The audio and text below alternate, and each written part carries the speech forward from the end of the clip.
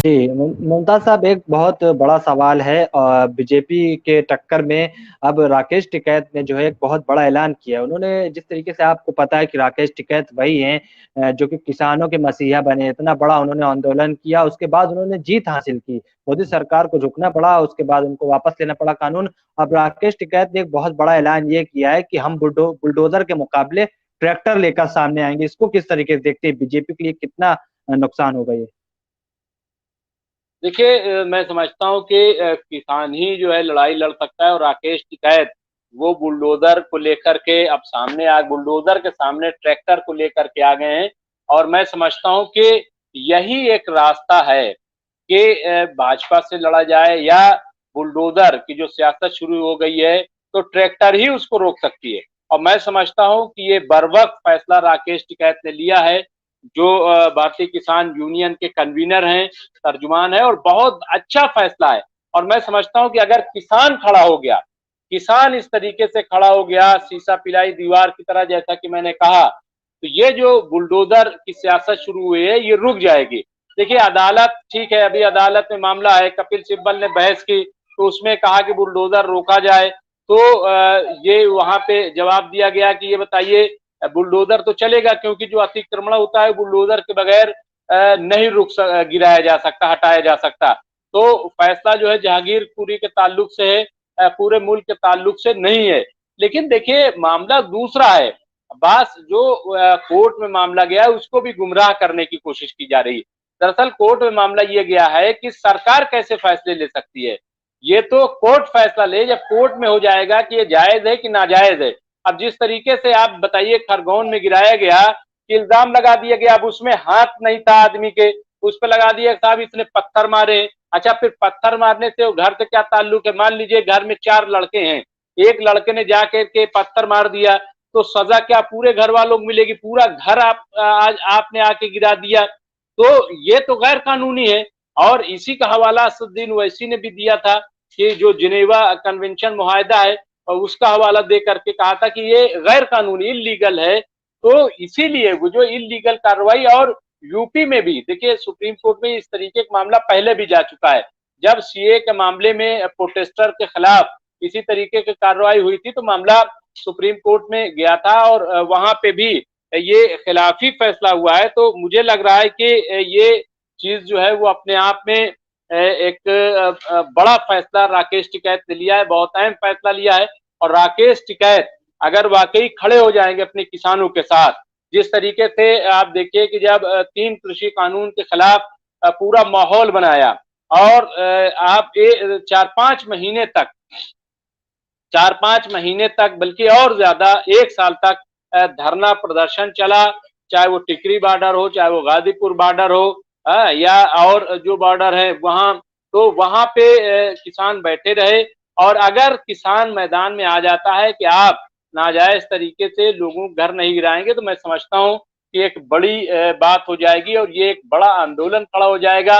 और हिंदुस्तान की जो गंगा जमनी तहजीब है, जो साझी विरासत है, वो भी बचेगी, वो भी बचेगी। क्योंकि कल भी जब हमने जमीयत उलमा हिंद के सेक्रेटरी से बात की, नियाज अहमद फारूकी, तो उन्होंने भी यही कहा कि जिस तरीके से किसानों ने मेहनत की है वो वैसे ही मेहनत हो सकती है, अदरवाइज जो है ये आज हमारा तो कल आपका, और इस तरीके से बुलडोजर चलते रहेंगे। तो ये एक बड़ा फैसला राकेश टिकैत ने लिया है, जिसका खैर मकदम किया जाना चाहिए, जिसको अप्रिशिएट किया जाना चाहिए।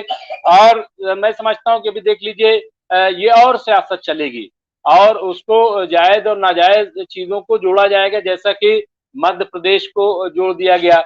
अब वो राजस्थान में जो अलवर है वहां पे जो नगर निगम है, पूरा नगर निगम ही इजाजत देगी। और नगर निगम की इजाजत, जैसे यहाँ बुलडोजर चला, यहाँ एमसीडी को किसने ऑर्डर किया? अब तो लेटर आ गया है सामने कि बीजेपी के जो सदर है दिल्ली के, उन्होंने कहा नगर निगम थे, और चूंकि बीजेपी की सरकार थी नगर निगम में, इसलिए यहाँ बुलडोजर चला दिया गया।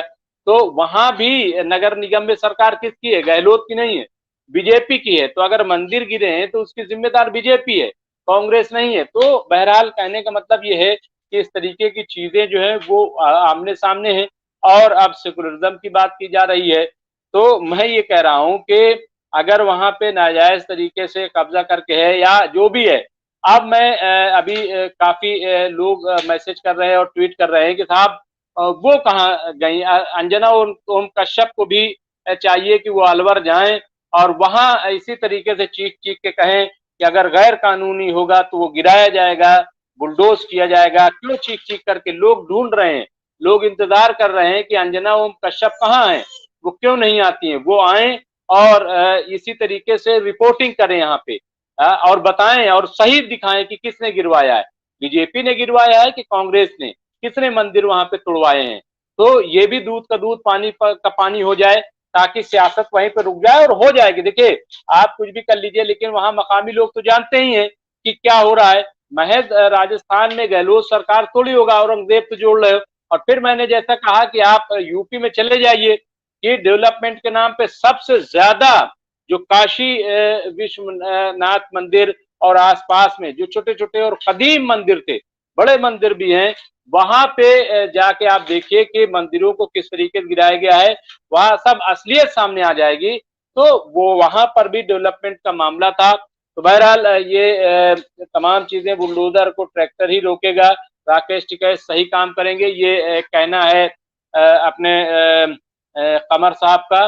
तो बहरहाल और भी आ बुलडोजर एक असंवैधानिक प्रक्रिया है, राकेश टिकैत जी का खैर मकदम है। तो ये तमाम जो है ये बयानात बहरहाल आ रहे हैं। तो ये राकेश टिकैत को मैं समझता हूँ बात एक बहुत अहम, बहुत इंपॉर्टेंट फैसला है और इसकी 27 होगी और लोग इसके साथ खड़े हो जाएंगे। इनका कहना है कमर साहब का कि वहां पे अंजना उनका कश्यप नहीं जाएंगी। और यहाँ पे भी जहांगीरपुरी में भी देखिए, जब वहां हिंदू मुस्लिम खड़े हो गए तो वो अंजना उन कश्यप बाग खड़ी हुई। यानी इस तरीके की हरकतें ये लोग कर रहे हैं और कैसे कैसे वीडियोस चल रहे हैं, कैसे कैसे अबार भारत में आप देख लीजिए कि एक रिपोर्टर आई है जो कुद्दन जो है उसका कुद्दन पत्रकारिता या उछल कूद पत्रकारिता इस तरीके का नाम दिया जा रहा है, हेलीकॉप्टर पत्रकारिता। और वो ऐसे डांस कर करके और ऐसे ऐसे जिस तरीके की वो हालत बना दी है। तो बहरहाल ये दौर है, अब आप देख लीजिए कैसी कैसी तस्वीरें आएंगी। लेकिन एक उम्मीद की किरण तो बहरहाल इस बात से जगी कि राकेश टिकैत फिर खड़े हो गए हैं। राकेश टिकैत ने कहा है कि बुलडोजर का मुकाबला जो है अब वो हमारा ट्रैक्टर करेगा, किसानों का ट्रैक्टर करेगा।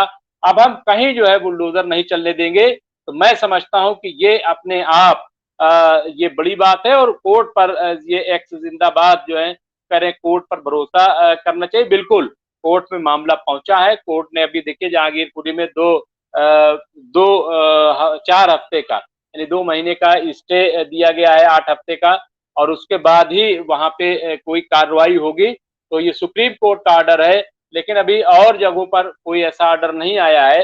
तो अभी कपिल सिब्बल उसमें लगे हुए हैं, जो advocate senior advocate supreme court है, जमीयत उलमा हिंद मौलाना सैयद अरशद मदनी की तरफ से जो पिटीशन दाखिल की गई खरगोन और दूसरे यूपी और यूपी, गुजरात और मध्य प्रदेश, और नोटिस भी इनको जारी हो गया है। नोटिस ये जारी हुआ है कि आप बताएं मकान आपने कैसे गिराए हैं। तो ये नोटिस में अब जवाब सरकार को देना होगा। और आप देखिए कि खरगोन से खबर आ रही है कि बड़े पैमाने पे वहां पे लोगों की गिरफ्तारियां भी शुरू हो गई हैं, लोग गिरफ्तार किए गए हैं जो दंगों में इन्वॉल्व थे।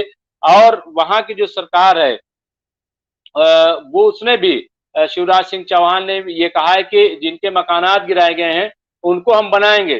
तो बहरहाल ये एक खबर आ रही है और मैं समझता हूँ कि एक अच्छी खबर आएगी इंशाल्लाह। और ये एक बड़ा काम मैं समझता हूँ कि हो रहा है। लेकिन राकेश टिकैत ने जो बात कही है वो बहुत इंपॉर्टेंट है, बहुत अहम है। और अगर ट्रैक्टर खड़ा हो गया बुलडोजर के आके तो किसी की हैसियत नहीं है, किसी की औकात नहीं है कि वो फिर लोगों के घर को बुलडोज करे, गिराए। तो राकेश टिकैत का खैर मकदम किया जा रहा है। ये कहा अंजना हुई रूबीना पत्रकारिता के नाम पर कलंक है। तो अंजना और रूबीना ये सब जो है इनकी मजम्मत की जा रही है कि ये पत्रकारिता के नाम पे कलंक है और ये तर्जुमान एक खास पार्टी के बनी हुई हैं। तो बहरहाल ये देखना है कि अब क्या होता है जी।